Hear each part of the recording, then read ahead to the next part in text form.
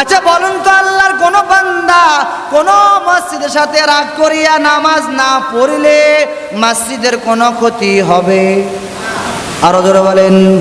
অথবা আল্লাহর কোন বান্দা কমিটির সাথে রাগ করিয়া, মসজিদের সাথে রাগ করিয়া, হুজুরের সাথে রাগ করিয়া মাসিক চাঁদা দিল না, আচ্ছা বলুন তো মসজিদের কোনো ক্ষতি হবে?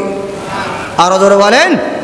আল্লাহর কোন বান্দা হঠাৎ করে রাগ করিয়া, হঠাৎ করে এই বর্ষার মৌসুমে আল্লাহর এক বান্দা চলাফেরা করতে গিয়ে পদস্থলন হইয়া হঠাৎ করে পানির ভিতরে পড়ে গেল।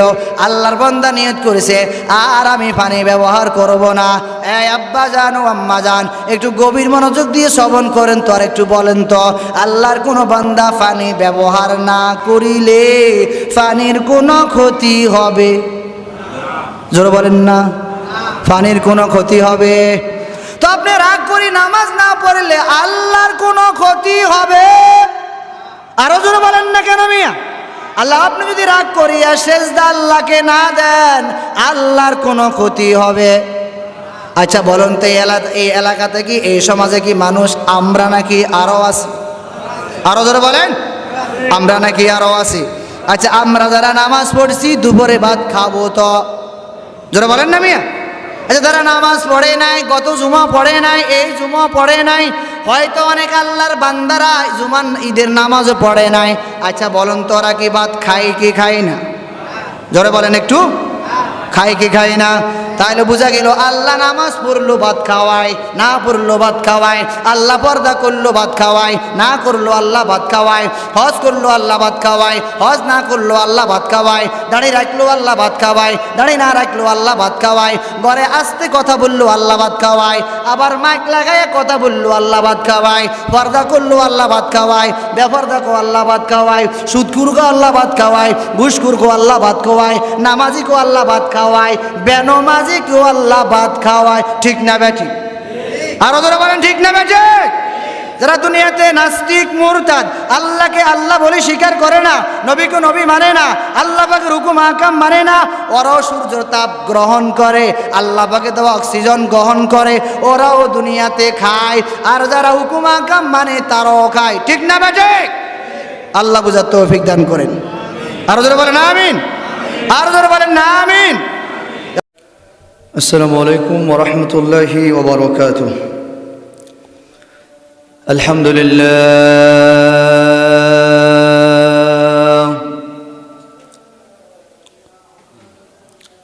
আলহামদুলিল্লাহ নাহমাদুহু ওয়া নাস্তাঈনুহু ওয়া নাস্তাগফিরুহু ওয়া নাউযু বিল্লাহি মিন শুরুরি আনফুসিনা ওয়া মিন سيئات أعمالنا من يهد الله فلا مضل له ومن يضلل فلا هادي له ونشهد أن لا إله إلا الله وحده لا شريك له لا ضد له ولا ند له ولا مثل له ونشهد أن سيدنا وسندنا وحبيب ربنا وطبيبنا وطبيب قلوبنا ومولانا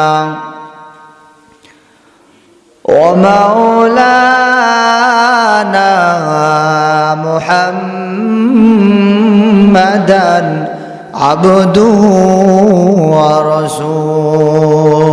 ورسوله صلى الله تعالى عليه وآله وأصحابه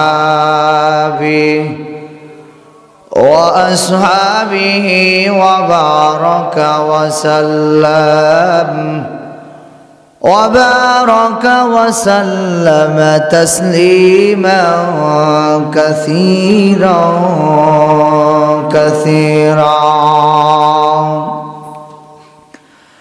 أما بعد فأعوذ بالله من الشيطان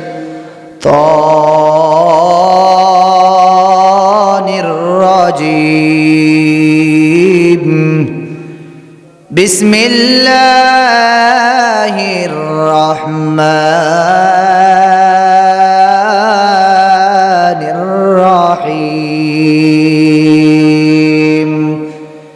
لئن شكرتم لأزيدنكم ولئن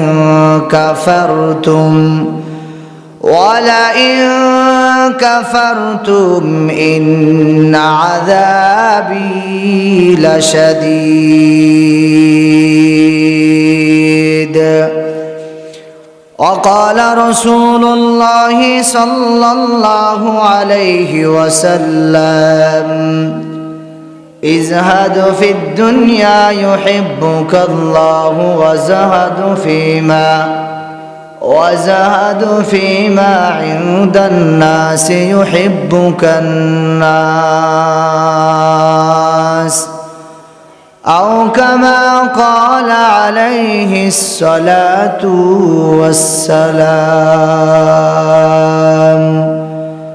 اللهم صل على محمد النبي الأمي وعلى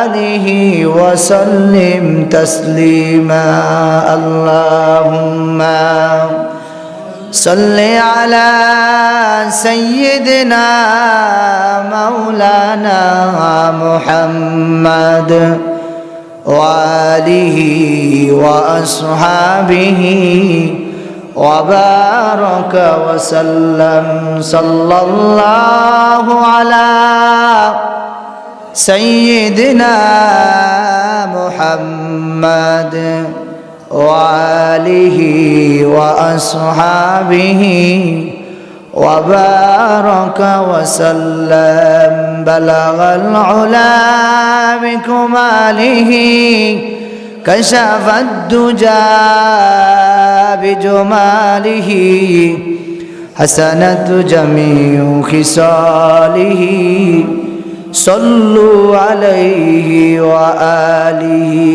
لا إله إلا الله لا إله إلا الله لا إله إلا الله لا إله إلا الله لا إله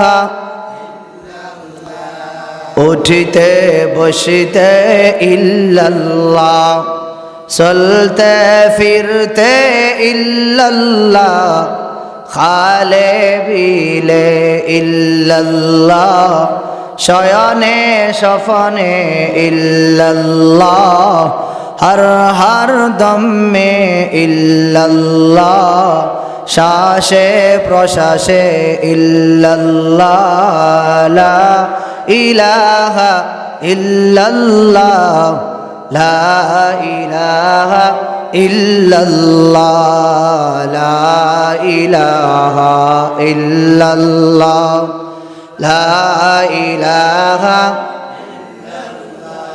লা ইলাহা ইল্লাল্লাহ মুহাম্মাদুর রাসূলুল্লাহ আলহামদুলিল্লাহ আল্লাহ তাআলা দরবারে লাখো কোটি শুকরিয়া যিনি আমাদেরকে দয়া মায়া করে ihsan করে ভালোবাসে হাজার রকমের ব্যস্ততা থেকে অবসর করে জান্নাতের বাগানে দ্বীনি পরিবেশে দাওয়াত ও তাবলীগের নিসবত দ্বীনি কিছু কথাবার্তা বলবার জন্য শুনবার জন্য একত্রিত হওয়ার সুবর্ণ সুযোগটুকু দান করেছেন মহান আল্লাহ সুবহানাহু ওয়া তাআলার দরবারে অন্তরস্থল থেকে শুকরিয়া জ্ঞাপন করছি আলহামদুলিল্লাহ।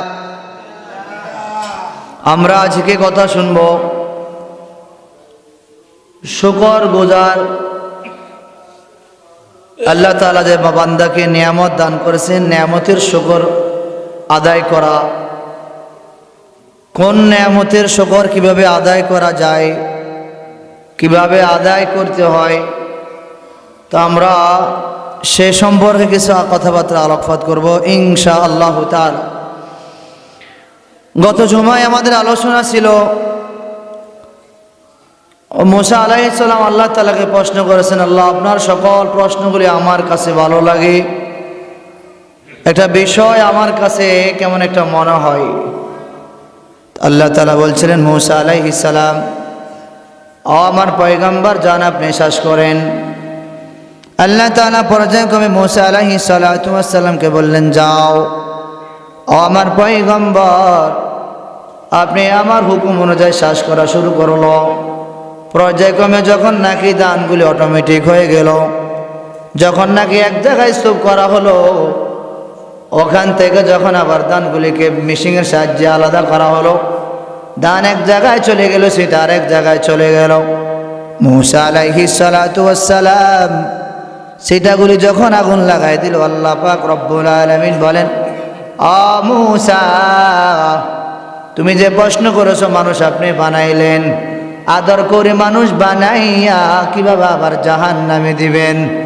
এই কথা বলার পর যখন মুসা আলাইহিস সালাম যখন সিটার মধ্যে আগুন লাগাই দিল, আগুন লাগানোর পর আল্লাহ পাক রব্বুল আলামিন বলো, আমার পয়গম্বর এই যে আপনি এত কষ্ট কালাশ করে শ্বাস করলেন, শ্বাস করার পর আপনি আবার কেন সিটাগুলির মধ্যে আগুন লাগাই দিলেন?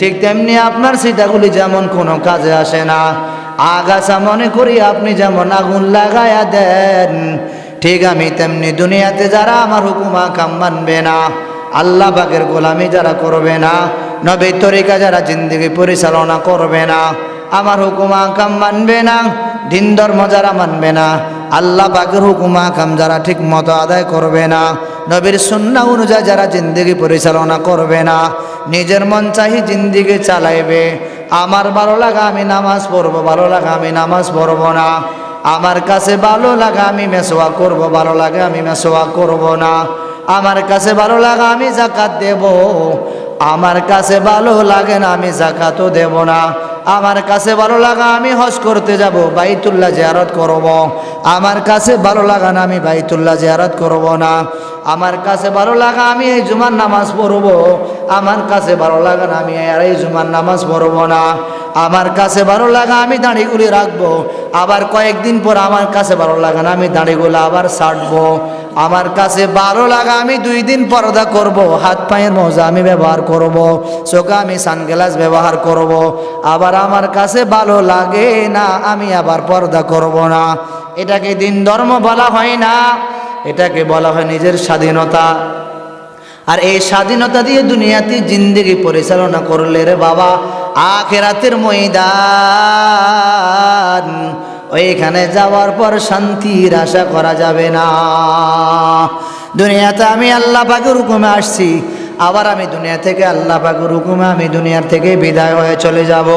আমার আশা হলো আল্লাহ পাকের হুকুম অনুযায়ী, আবার আমার যাওয়াটা হবে আল্লাহ পাকের হুকুম অনুযায়ী।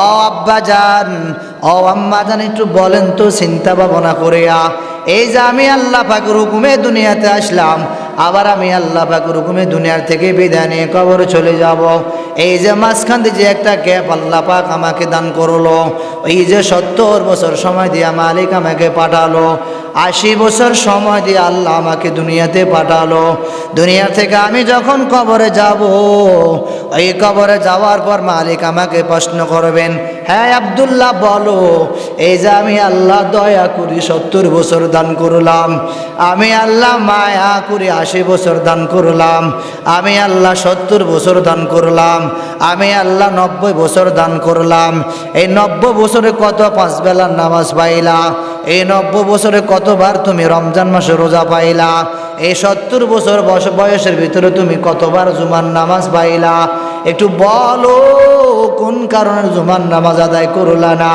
একটু বলো মাহে রমজান রোজাগুলি কেন রাখলা না, একটু বলো চিন্তা ভাবনা করিয়া কেন পর্দা করলা না, বাড়ি করে কেন আস্তে কথা বললা না, কেন মন চাহি মতো একবার বাড়ি থেকে বাইর হয়ে গেলা, কেন আবার পর্দা করলা না, কেন বাড়িতে আস্তে কথা বললা না, সুদ ঘষে কেন জিন্দিগি নষ্ট করলা, হুকুম আকাম কেন পরিপূর্ণ আদায় করলা না, একটু বলো কবর আসার পর পর ওই মালিকের সামনে আমি আপনি কি জবাব দিব রে বাবা? এজন্য আল্লাহ তাআলা বলেন লা ইন শাকারতুম লা আযীদান্নাকুম ওয়া লা ইন কাফারতুম ইন্না আযাবি লাশাদীদ। আল্লাহ পাক রব্বুল আলামিন বলেন, দুনিয়ার মানুষ একটু ভালো করে শুনো, আল্লাহ পাক রব্বুল আলামিন বলেন লা ইন শাকারতুম, আমি আল্লাহ পাক রব্বুল আলামিন নিয়ামত দান করলাম, এই নিয়ামত পাওয়ার পর শুকরিয়া আদায় করবা। আল্লাহ বলেন আল্লাহ ইন শাকারতুম, আমার যে বান্দা আমি আল্লাহ পাক রব্বুল আলামিন নিয়ামত দান করলাম, ওই নিয়ামত পাওয়ার পর লা আযীদান্নাকুম, নিয়ামতের শুকর আদায় করবা, আমি আল্লাহ পাক রব্বুল আলামিন নিয়ামত বৃদ্ধি করে দেব। সুবহানাল্লাহ।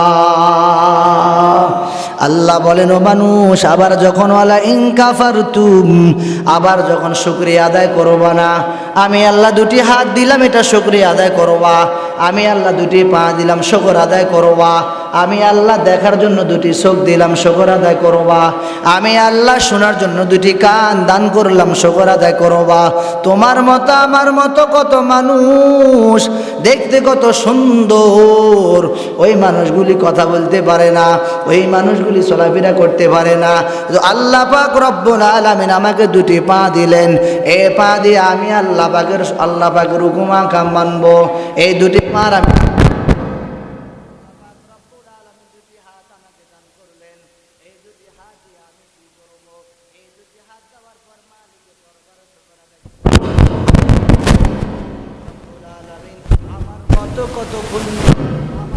কত মানুষের হাত নাই, ওই মানুষটা অন্য জিনিসের সাহায্যে চলাফেরা করে, আমার মতো কত মানুষের পা নাই, এই মানুষগুলো করে চলাফেরা করে। ও আল্লাহ আপনার দরবারে শুকর, আলহামদুলিল্লাহ, আল্লাহ আপনি আমাকে দুটি পা দান করলেন, এই জন্য মালিকের দরবারে শুকর। ওয়ালা ইন কাফারতুম ইন্না আযাবি লাশাদীদ। পাক রব্বুল আলামিন নিয়ামত দেওয়ার পর, এই নিয়ামতগুলি ভক্ষণ করার পর যখন শুকর আদায় করবা, আমি আল্লাহ নিয়ামত বৃদ্ধি করে দিব, বাড়ায়া দিব। আর যখন নিয়ামতের নাশুকরি করবা, নিয়ামত পাইয়া শুকর আদায় করবা না, আল্লাহ বলে বান্দা শুনো, আমি আল্লাহ নিয়ামত ছিনিয়ে নিব, শুধু ক্ষান্ত নিয়ামত ছিনিয়ে নিয়ে ক্ষান্ত হব না, বরং ইন্না আযাবি লাশাদীদ, তোমার জন্য আকবর আযাব বড় কঠিন। আল্লাহ পাক রব্বুল আলামিন বলেন আলহামদুলিল্লাহি রাব্বিল আলামিন আর রহমানির রহিম মালিকি ইয়াউমিদ্দিন। আল্লাহ বলে মানুষ আমি তোমার জন্য রহমান, তোমার জন্য রহিম, আমি আল্লাহ তোমার জন্য দয়ালু, তোমার জন্য বড় মায়া। তবে মাথায় রাখবা মালিকি ইয়াউমিদ্দিন, আমি আল্লাহ আবার কিয়ামত দিবসের মালিক, আমি আল্লাহ পাক রব্বুল আলামিন কিয়ামতের ময়দানে, আমি আল্লাহ পাক রব্বুল আলামিন কিয়ামতের ময়দানে তোমার থেকে হিসাব নিকাশ পরিপূর্ণ আদায় করব। এ বান্দা বলো, আমি আল্লাহ পাক রব্বুল আলামিন দুনিয়ার এই হায়াতটুকু তোমাকে দান করলাম, এই হায়াতটুকু পাই আমি আল্লাহ পাকের কতটুকু শুকর আদায় করলাম। সুস্থ ছিলা, সবল ছিলা, সুস্থ সবল থাকার পর আমি আল্লাহ পাক রব্বুল আলামিনের হায়াতটুকু কতটুকু পাওয়ার পর শুকরিয়া কতটুকু আদায় করলা। সুস্থ বাঁচতে কেন নামাজ পড়লা না? অসুস্থ হওয়ার পরও তুমি নামাজ কালাম আদায় করলা না? একে ফ্যামিলিতে ভাই বোন দুইজন, আব্বা আম্মা দুইজন, হয়ে গেল চারজন। দেখা যায় ছেলে নামাজ পড়ে, মেয়ে নামাজ পড়ে না, মা নামাজ পড়ে, মেয়ে নামাজ পড়ে না, বাবা নামাজ পড়ে, আবার ছেলে নামাজ পড়ে না। মায়ের বোরকা রং একরকম, মেয়ের বোরকা রং আরেক রকম, আব্বার মাথার মধ্যে চুলের কাটিং একরকম, ছেলের মাথার মধ্যে চুলের কাটিং আরেক রকম। একে ফ্যামিলিতে যদি এত রং বেরং হয়, এটা তো হয়ে গেল বেসালার মতো, এক একজন এক এক দিকে চলে, যার কাছে যেমনি ভালো মনে করে সে সেমনি চলে। বিষয়টা মূলত এমন নয়, দিন ধর্ম বড় সোজা, দিন ধর্ম বড় সহজ। আদ-দীনু ইউসরুন, দিন বড় সহজ, দিন বড় একবারে সহজ। এই দিন আমি পরিপূর্ণ আদায় না করার কারণে, পরিপূর্ণ না মানার কারণে আমার কাছে বড় কঠিন হয়ে গেল, আমার কাছে বড় কঠিন হয়ে গেল। এজন্য দিন ধর্ম কঠিন নয়, এই যে আমি না মানার কারণে, না জানার কারণে, আমল না করার কারণে, আমি কাজটা পরিপূর্ণ না করার কারণে আমার কাছে বড় কঠিন হয়ে গেল। এজন্য আমি হাতের শুকর আদায় করব, পায়ের শুকর আদায় করব, নাকের শুকর আদায় করব, চোখের শুকর আদায় করব, অঙ্গ পতঙ্গের শুকর আদায় করব। মালিক যে আমাকে সুস্থ রেখেছেন, সবল রেখেছেন। আমার মতো কত মানুষ হাসপাতালের বেডিংয়ে শুয়ে আছে, আমার মতো কত মানুষ খেতে পারে নাই, অসুস্থ কাতরাচ্ছে। আল্লাহ পাক রব্বুল আলামিন আমাকে আপনাকে সুস্থ রেখেছেন। এজন্য সুস্থ থাকার পর মালিককে গোলামি করার জন্য মসজিদে এসে বসার সুযোগ দিয়েছেন। এজন্য শুকরিয়া স্বরূপ আদায় করি, বলেন তো আলহামদুলিল্লাহ। এজন্য যখন আপনাকে কেউ প্রশ্ন করবে বে কেমন আছেন, আপনি যদি এই কথা না বলেন আমি ভালো নাই, ভালো নেই ভাই, আমি খেতে পারি না, অসুস্থ, এই কথাগুলি হাবি যাবি আপনি না বলে যদি ঠিক মতো বলতে পারলেন, অসুস্থ আছি শুকরিয়া আদায় করবেন কার? সুস্থ আছি শুকরিয়া আদায় করবেন যে মালিকের, অসুস্থ অবস্থায় শুকরিয়া আদায় করবেন সে মালিকের। আল্লাহ পাক রব্বুল আলামিন বলে, বান্দা অসুস্থ থাকার পর যে বান্দা আমি মালিকের শুকর আদায় করে, মাথায় রাখিও তোমার জন্য বড় পুরস্কার রেডি।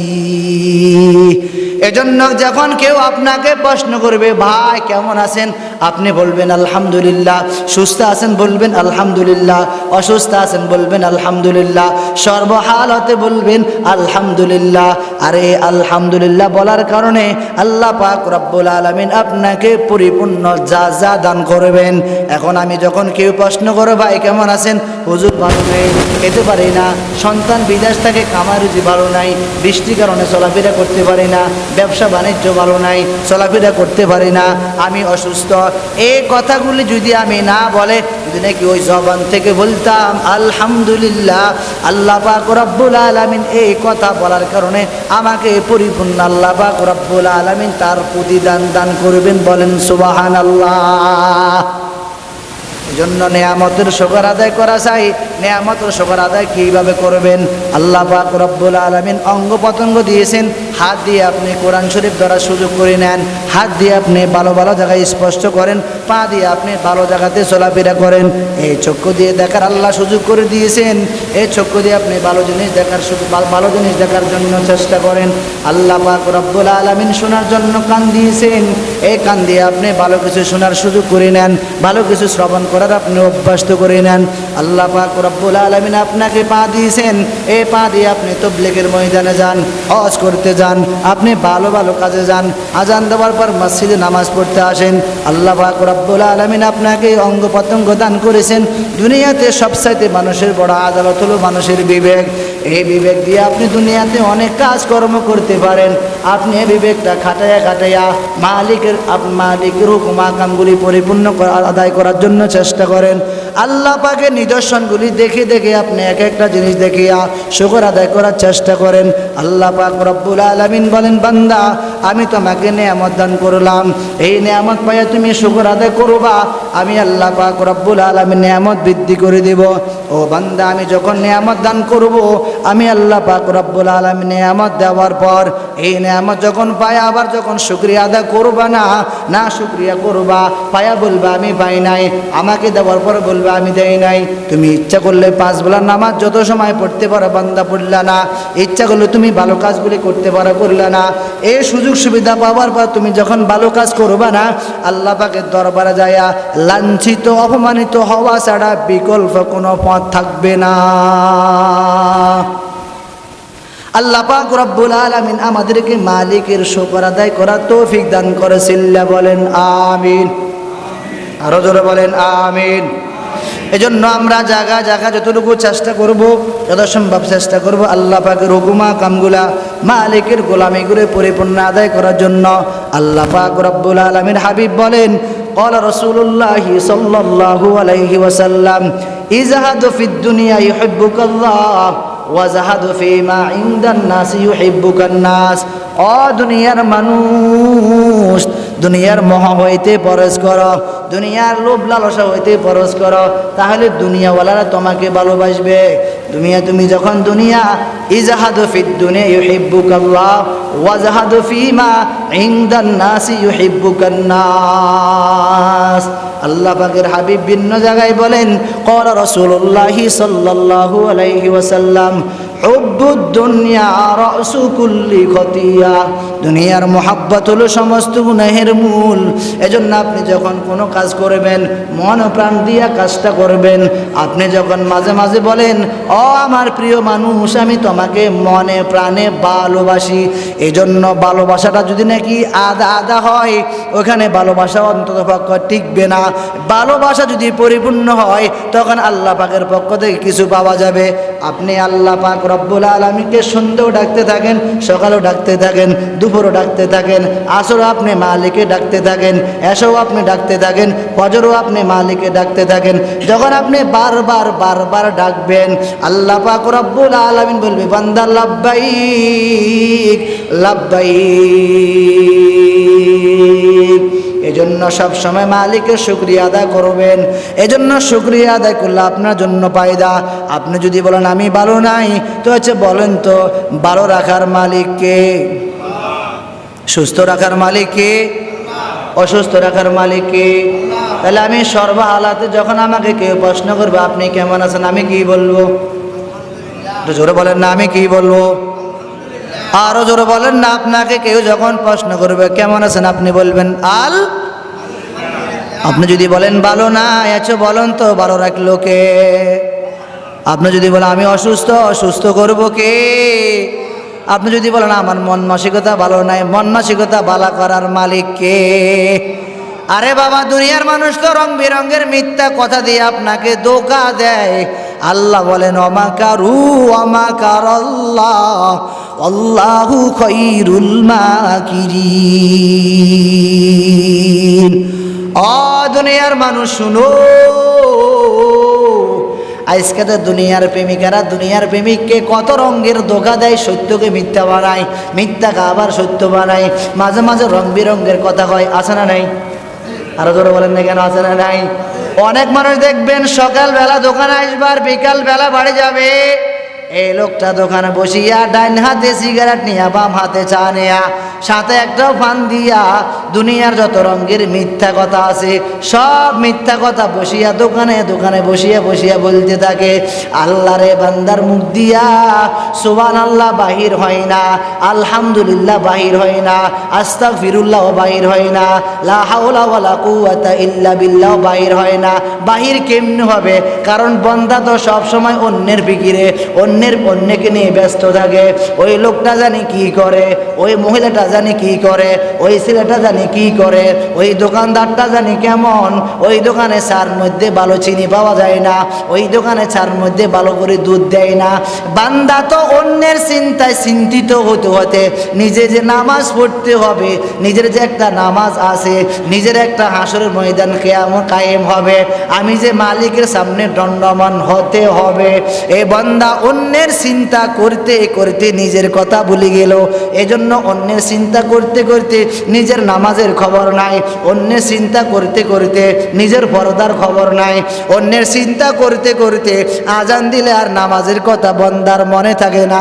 অনেক বান্দাকে দেখা যায় এইখান দিয়ে চলাফেরা করে, হঠাৎ করে একজন ফোন করে বলে বাবা আপনি কই? বলতেছে আমি আফাজিয়া বাজার। আল্লাহর বান্দারা, ও আমার সম্মানিত মুসল্লিনে কেরাম, যারা আমার সানুফি বেশটা আছে একটু বলেন তো এটা কি আফাজিয়া বাজার? জোরে বলেন না কেন মিয়া? আরো জোরে বলেন, এটা কি আফাজিয়া বাজার? এই বান্দারা যে মিথ্যা কথা বললে একটু চিন্তা করলো না, দ্বিধাও করলো না, এই যে আমি এত বড় একটা মিথ্যা কথা বললাম, এই জায়গার মধ্যে থাকিয়া বান্দা বলা আমি এইখানে আফাজিয়া বাজার, হঠাৎ করে এক আল্লাহর বান্দা থেকে এক আল্লাহর বান্দা টাকা পাবে। হঠাৎ করে বান্দাকে বারবার ফোন করে, ভাই আপনি কোথায় আছেন? বলা আমি অমুক জায়গায়। আছে সেন্টার বাজার, বলা আমা ফাঁসিয়ে বাজার। আছে ঢাকাতে, বলা আমি নোয়াখালী। আছে কুমিল্লা, বলা আমি আছি লাকসাম। এ বান্দা একবার এক জায়গায় ঠিকানা দেয়। হঠাৎ করে বান্দা দেখলো, আল্লাহর বান্দাকে দেখলো দোকানের পিছনে বসে বসে চা খায়। হঠাৎ করে দোকানের সামনে থেকে হঠাৎ করে ব্যাকগ্রাউন্ড দিয়া একটু পিছনে যায়, বলে ভাই আপনি কোথায় আছেন?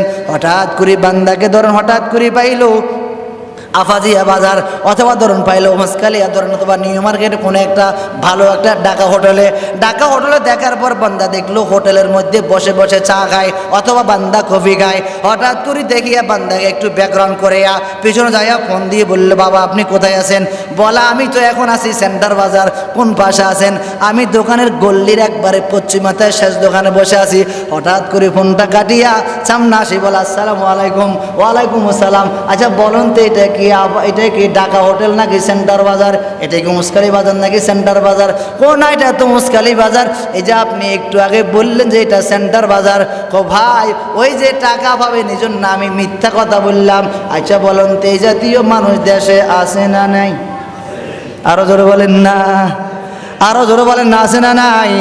হঠাৎ করে দেখবেন অনেক মহিলারা হঠাৎ করে বিপদে পড়িয়া অন্য মহিলা থেকে টাকা ধার নেয়। হঠাৎ করে অনেক পুরুষেরা আরেক পুরুষ থেকে টাকা ধার নেয় কি নেয় না? আরো জোরে বলেন, নেয় কি নেয় না? হঠাৎ করে দোকানদারকে বলে, দোকানদার সকালবেলা বাড়ি থেকে আসলাম, পাঞ্জাবির পকেটে টাকা নেই, শাড়ির পকেটেও টাকা নাই, 200 টাকা দেন, একটু ভালো মাছ পাইছি মাছ নিয়ে নেই। দোকানদার বলে কখন দিবেন? একটু পরে আসতে আসি। হঠাৎ করে সকালবেলা চলে গেল, দুপুরবেলা চলে গেল, সন্ধ্যাবেলা চলে গেল, পরের দিন আবার সকাল হয়ে গেল, পরের দিন আবার একই হালত, পরের দিন আবার সকাল হয়ে গেল। দোকানদার বলে 200 টাকা কই, মানুষটাও কই। হঠাৎ করে দেখা হওয়ার পর বলে, ভাই আমার 200 টাকা কই? টাকা করেন কেন? আমি কি মারা গেছি নাকি আপনি মারা গেছেন? বিষয়টা কি বুঝাইছে আপনাদের? বুঝেন নাই মনে? বুঝেন নাই মনে? আচ্ছা বিষয়টা কি ওইবার আগে 200 টাকা ধার দিয়ে কি ক্ষতি হইলো নাকি উপকার হইলো? এখন কি হইলো? কথা বলেন না মিয়া, এখন কি হইলো? দেখবেন অনেক মহিলারা হঠাৎ করে বলে, এই আপা আমি বিপদে পড়ে গেলাম, একটু বাবার বাড়ি যেতে হবে, কি করা যায়? আমার স্বামী তো এখন নদীতে আছে, অবস্থা খারাপ, নেটওয়ার্কে পাওয়া যায় না, টাকা দেওয়ার মতো কোনো ব্যবস্থা নাই, 200 টাকা ধার দেন। আচ্ছা জায়গা আপনি আসছেন আফা মানুষ, একটু আফা আবার কেমন হয়? যাই হোক আপনি সিস্টার মানুষ, খুব মহাব্বত করে আসছেন, যান 200 টাকা নাই, 500 টাকার নোট দিলাম, নিয়ে যান। হঠাৎ করে আফা যে ওই যে বাবার বাড়ি গেল, 2 মাস পরে আসার পর আর বুলো ওই বাড়ির কাছে কিনারও যায় না। হঠাৎ একদিন রাস্তার মধ্যে হঠাৎ করে ওই আসে না নাই? আরে জোরে বলেন না, আছে না নাই? হঠাৎ করে আবার অনেক সালাইকেরা দোকানে দেখবেন, দোকানে যাওয়ার পর খাইলো 50 টাকা। দোকানদার এবার চিন্তা করে, আমি তো কাস্টমার আছে 30 জন, আমি কয়জনকে তোমার কয়জনকে হিসাব রাখুম। হঠাৎ করে দোকানদার বলে খাইলো 50 টাকা, এখন খাইয়া দোকানদার কয় টাকা হয়েছে? দোকানদার তো হিসাব রাখার সময় নাই, বিদায় বেলা 20 টাকা নেন। আচ্ছা যাই হোক অসুবিধা না, 20 টাকা নেন। খাইলো ক টাকা? নিয়ে কথা বলেন না কেন? কয় টাকা খাইলো? দিল ক টাকা? আচ্ছা বলেন তো, দুনিয়ার কেউ জানলো না শুনলো না, যিনি হিসাব নিব তিনি জানে তো? আরো ধরে বলেন না, জানে তো? হ্যাঁ, অনেক মানুষ আরো বড় চালাক, ছোটবেলা সম্ভবত আমার সামনে একটা ঘটনা ঘটছিল। হঠাৎ করে 50 টাকার নোট দিয়ে দিল। অনেক সময় দেখবেন দোকানদাররা ব্যস্ত থাকে, হঠাৎ করে দেখো আপনি কয় টাকার নোট দিয়েছেন? আমি 500 টাকার নোট দিছি। কয় টাকার দিল? কয় টাকা? কথা বুঝাইছে আপনাদের? বুঝাইতেছে কথা? দিল ক টাকা? এখন দোকানদাররা প্রশ্ন করছে দিয়েছেন কয় টাকা? বললো কত? মিথ্যা না সত্য?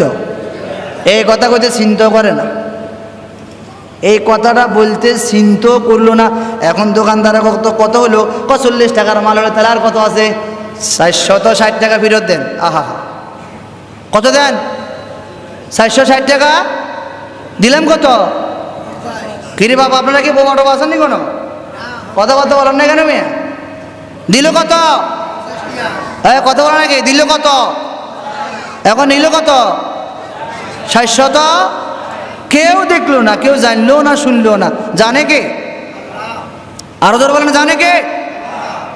দেখলো কে? ধরবো কে? এরে বাটফার, ওরে সিটি, তোর তো জায়গা বরাবর ধরিব,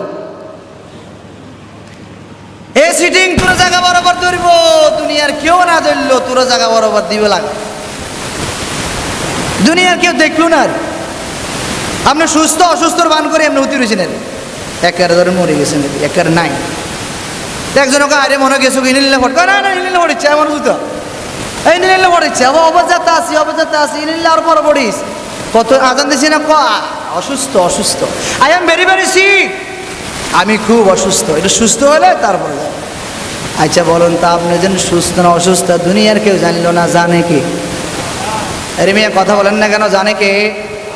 আচ্ছা নামাজের হিসাব কি ইমাম সাহেব নিব নাকি আব্বা নিব না আম্মা নিব নাকি প্রেমিক নিব না প্রেমিকা নিব নাকি স্ত্রী স্বামী থেকে নিব না স্বামী স্ত্রী থেকে নেবে নাকি আল্লাহ নেবে?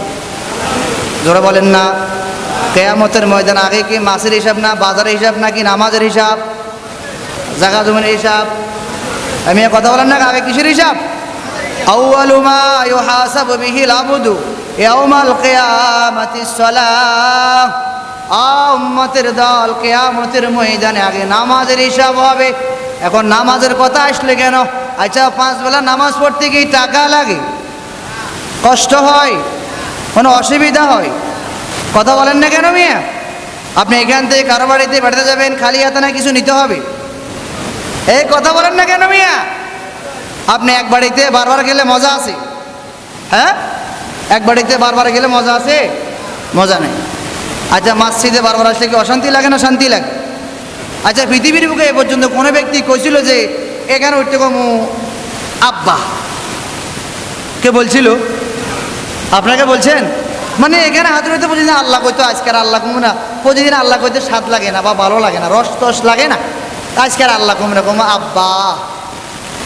কইলাম আর কি প্রেমিকা, অত কইলাম আর প্রেমিক। এক স্ত্রীর স্বামীর নাম হলো রহমতুল্লাহ। কি নাম?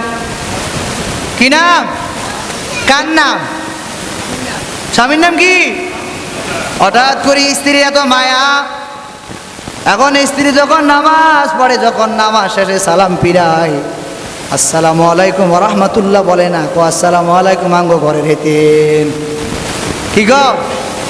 আসসালামু আলাইকুম আঙ্গো ঘরের হেতেন, আসসালামু আলাইকুম আঙ্গো ঘরের হেতেন।